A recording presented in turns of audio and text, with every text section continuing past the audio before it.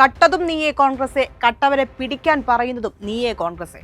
ശബരിമല സ്വർണ്ണമോഷണ കേസിൽ ഓരോ ദിവസം കഴിയുന്തോറും അറസ്റ്റിലാകുന്ന കോൺഗ്രസ് നേതാക്കളുടെ എണ്ണം കൂടിക്കൂടി വരികയാണ്.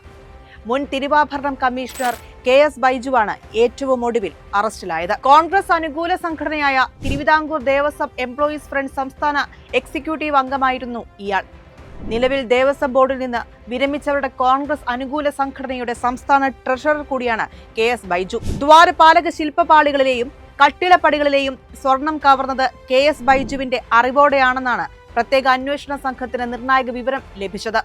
തുടർന്ന് അറസ്റ്റ് ചെയ്യുകയായിരുന്നു. 2019 ഉണ്ണികൃഷ്ണൻ പോറ്റിക്ക് സ്വർണ്ണപ്പാളികൾ കൈമാറുമ്പോൾ കോൺഗ്രസുകാരനായിരുന്ന ബൈജു സന്നിധാനത്ത് ഉണ്ടായിരുന്നില്ല. പാളികൾ കൈമാറുന്ന സമയത്ത് അതിന്റെ തൂക്കവും അളവും രേഖപ്പെടുത്തേണ്ടയാളാണ് തിരുവാഭരണ കമ്മീഷണറായിരുന്ന കോൺഗ്രസുകാരനായിരുന്ന ബൈജു. അത് ചെയ്യാതെ ഇരുന്നത് ദുരൂഹമാണെന്നാണ് അന്വേഷണ സംഘം വിലയിരുത്തുന്നത്. കട്ടിളപ്പാളിയിലെ സ്വർണം ചെമ്പാക്കി എഴുതിയതിലും ബൈജുവിന് വ്യക്തമായ പങ്കുണ്ടെന്നാണ് പുറത്തുവരുന്ന വിവരങ്ങൾ. കേസിൽ ഇതുവരെ അറസ്റ്റിലായവരുടെ എണ്ണം ഇതോടെ 4 ആയിട്ടുണ്ട്. എന്തായാലും ശബരിമലയിലെ സ്വർണം കട്ട ആരും രക്ഷപ്പെടില്ലെന്ന കാര്യത്തിൽ തർക്കമൊന്നുമില്ല.